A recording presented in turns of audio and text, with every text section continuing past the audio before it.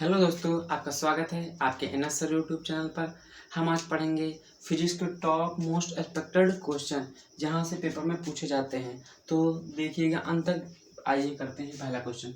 तो पहला क्वेश्चन क्या है? सदिशों ए वेक्टर बराबर 3i plus 4j plus 5k तथा बी वेक्टर बराबर 3i plus 4j minus 5k के बीच का एंगल ज्ञात कीजिए। मीन्स बीच का कोण ज्ञात कीजिए। तो पहला है क्या? ए वेक्टर और बी वेक्टर के बीच का अगर एंगल हमें ज्ञात करना हो तो क्या करेंगे? ए वेक्टर डॉट बी वेक्टर क्या निकालेंगे? जीरो कर देंगे इक्वल टू। क्लियर? तो सबसे पहले ए वेक्टर डॉट बी वेक्टर कैसे करेंगे? तो ए वेक्टर डॉट बी वेक्टर करेंगे और बराबर हम जीरो कर देंगे। तो क्या करेंगे? आई कैप का किससे? आई कैप से गुणा। तो आई कैप का किससे? आई कैप से का गुणा कितने हो? 3 गुणे 3 कितना होगा? 3 गुणे 3 53। और प्लस का जे कैप के साथ 4 इंटू 4। क्लियर? यहाँ पर इंटू कर लीजिएगा। उसके बाद प्लस का 5 के कैप है और माइनस 5 के कैप, तो मीन्स के कैप और के कैप का गुणा 5 इंटू 5। क्लियर? तो 3 त्रिक 9 प्लस का 4 चौक 16।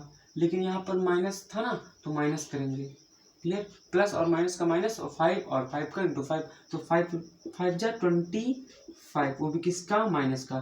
तो 16 में कितना हो गया? 25। और ये क्या है? माइनस का 25। अगर इसको जोड़ेंगे तो क्या होगा? 0। तो इसका मतलब क्या आ गया? यदि ए डॉट बी डॉट 0 आ जाए तो मीन्स ए वेक्टर डॉट बी वेक्टर बराबर अगर 0 आ जाए तो क्या होगा? लंबवत होगा। सदिश क्या होगा? लंबवत। सदिश क्या होगा? लंबवत। मीन्स एंगल कितना होगा हमारा? 90 डिग्री। क्लियर? यदि ए वेक्टर डॉट बी वेक्टर यदि हमारा 1 आ जाए तो क्या होगा? वो हमारा समांतर सदिश होगा। क्या होगा? समांतर सदिश। उस कंडीशन में हमारा थीटा क्या होगा? 0 डिग्री। क्लियर? इतनी बात। अब आते हैं दूसरे क्वेश्चन पर। यदि एक सतह पर घर्षण गुणांक √3 हो तो इसके झुकाव कोण का मान ज्ञात कीजिए। मीन्स ये घर्षण का चैप्टर है, मीन्स फ्रिक्शन का चैप्टर है। तो उसमें फ्रिक्शन का जब चैप्टर हम पढ़ते हैं तो फ्रिक्शन गुणांक का सूत्र क्या होता है? Means mu. इसे क्या लिखते हैं? म्यू बराबर क्या होता है? tan theta. क्लियर? तो घर्षण गुणांक कितना दिया गया है? √3। मीन्स म्यू कितना दिया गया है? √3 इक्वल टू कितना? tan theta. क्लियर? अब देखो tan थीटा ये दिया गया, हमने लिखा tan थीटा। क्लियर? अब tan थीटा में √3 किसकी वैल्यू होती है? 60 की। किसकी? tan 60। क्लियर? √3 को हम tan 60 लिख सकते हैं? लिख सकते हैं। तो tan से tan कैंसिल हो जाएगा। थीटा इक्वल टू कितना बचेगा? 60 डिग्री। कितना बचेगा? 60 डिग्री। I hope clear. तो हमारा ऑप्शन कौन सा हो जाएगा? ये हो जाएगा तीसरा। क्लियर? तो 1 ग्राम, अब तीसरा, 1 ग्राम व 4 ग्राम के दो पिंड समान गति ऊर्जा से गति कर रहे हैं, इनके बीच रेखीय संवेगों का अनुपात ज्ञात कीजिए। मीन्स क्या है? गति ऊर्जा हमारी क्या है? समान। और हमें किसका ज्ञात करना है? अनुपात रेखीय संवेग का। मीन्स लीनियर मोमेंटम का। क्लियर? अब लीनियर मोमेंटम और गतिज ऊर्जा और द्रव्यमान में संबंध क्या होता है? p² इक्वल टू 2m/e² होता कि नहीं होता? क्लियर? तो ये होता p² equal to 2m/e²। Clear? लेकिन हमें यहाँ पर गतिज ऊर्जा सेम बोली गई है, तो मीन्स गति ऊर्जा का कोई काम नहीं है। तो इसमें क्या बचा फिर?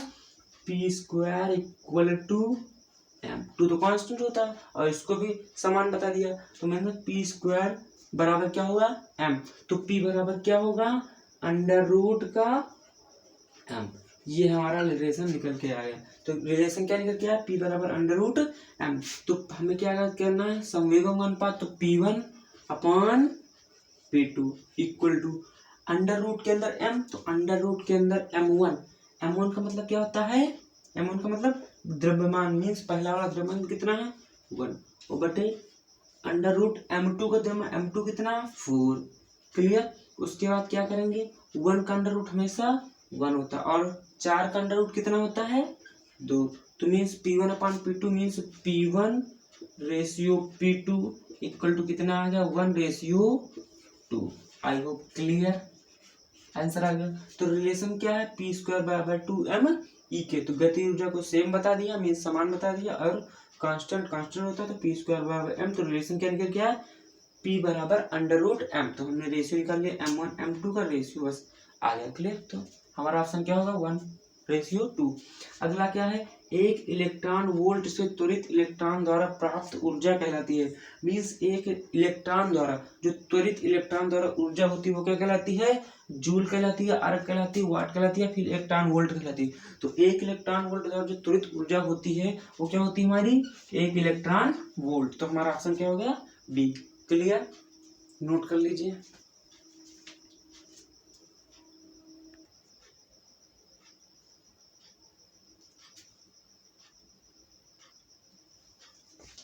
तो अब हम आ चुके हैं अपनी नेक्स्ट स्लाइड में।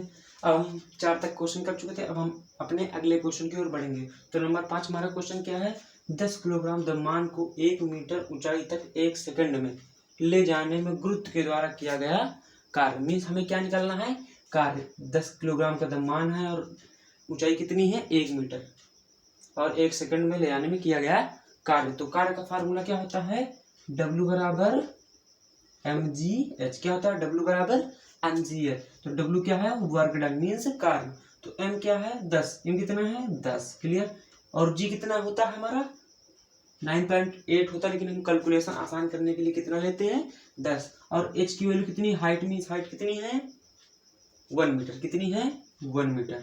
तो कितना आ गया, 10 दाम 100, कितना आ गया 100, क्या आ गया, जूल। क्लियर, हमारा आंसर कितना आ गया, 100 जूल।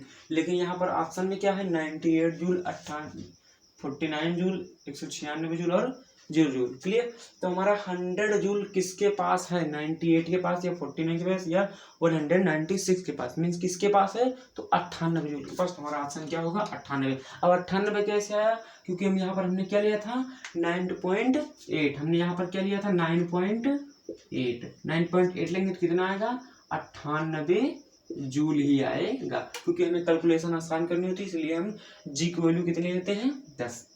अब अगला क्वेश्चन क्या है, इसमें ऑप्शन ए हमारा राइट आंसर होगा। तो 6 क्या है, निम्न में से अदिश राशि कौन सी है। अब अदिश राशि कौन सी, अदिश राशि और सदिश राशि क्या होती है, अदिश राशि वे राशि है जिनमें परिणाम की आवश्यकता होती है लेकिन दिशा की नहीं, तो अदिश राशि कहलाती है। और सदिश राशियां क्या होती हैं, जिसमें परिमाण की आवश्यकता होती है तथा दिशा की आवश्यकता दोनों की होती है, अर्थात वो क्या होती है, सदिश राशि। तो क्या विस्थापन में हमें क्या दिशा और परिमाण की दोनों की आवश्यकता होती है, क्या हमारा सदिश राशि होगा।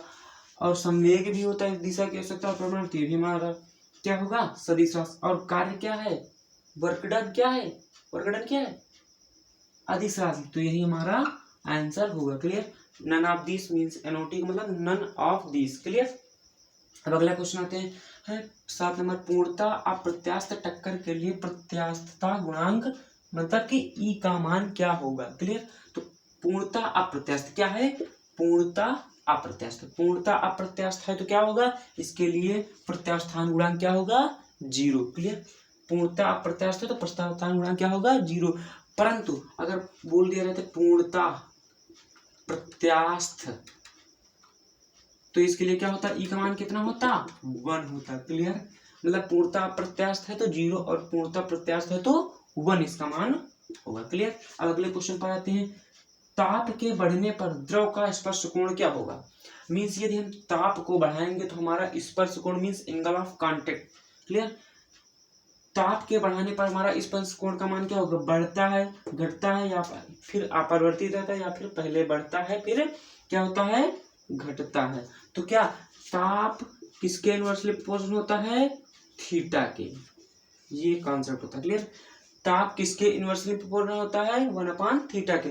मीन्स जैसे हम ताप को बढ़ाएंगे तो थीटा हमारा क्या होगा, घटेगा। क्लियर, तो ताप के बढ़ाने पर थीटा हमारा क्या होगा, एंगल ऑफ कांटेक्ट, ताप बढ़ाएंगे तो थीटा घटेगा, मीन्स स्पर्श कोण का मान घटता है, हमारा बी ऑप्शन से हो जाएगा। क्लियर, तो यदि हम अगर ताप को बढ़ाएंगे, अगला क्वेश्चन भी मिल सकता है, यदि हम ताप को बढ़ाएंगे तो क्या होगा, टेम्परेचर हमारा ताप मतलब कि एंगल ऑफ कांटेक्ट को मीन्स स्पर्श कोण को बढ़ाएंगे तो हमारा क्या ताप डिक्रीज करेगा, means temperature inversely proportional of angle of contact. Clear, means ताप क्या होगा, स्पर्श कोण के व्युत्क्रमानुपाती होगा। क्लियर, अब अगला क्वेश्चन आते हैं 9 नंबर क्या है, आर त्रिज्या की एक द्रव की बूंद में, क्या आर त्रिज्या की एक द्रव की बूंद में दाब अधिक के समानुपाती होगा। मीन्स क्या है, सरफेस टेंशन वाला चैप्टर है। क्लियर, तो सरफेस टेंशन में दाब अधिक का सूत्र क्या होता है, मीन्स डेल पी का सूत्र क्या होता है, 2t/r।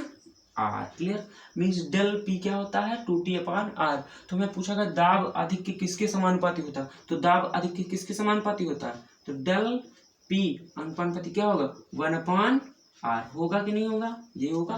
तो डेल पी किसके अनुपाती है, आर के या फिर आर स्क्वायर के या फिर 1/r² के या फिर 1/r के। तो साफ साफ दिख रहा है क्या है 1/r के। तो हमारा राइट आंसर क्या हो जाएगा, ऑप्शन नंबर 4। अब आते हैं हम अगले क्वेश्चन पर, और अपना लास्ट नंबर 10 क्वेश्चन।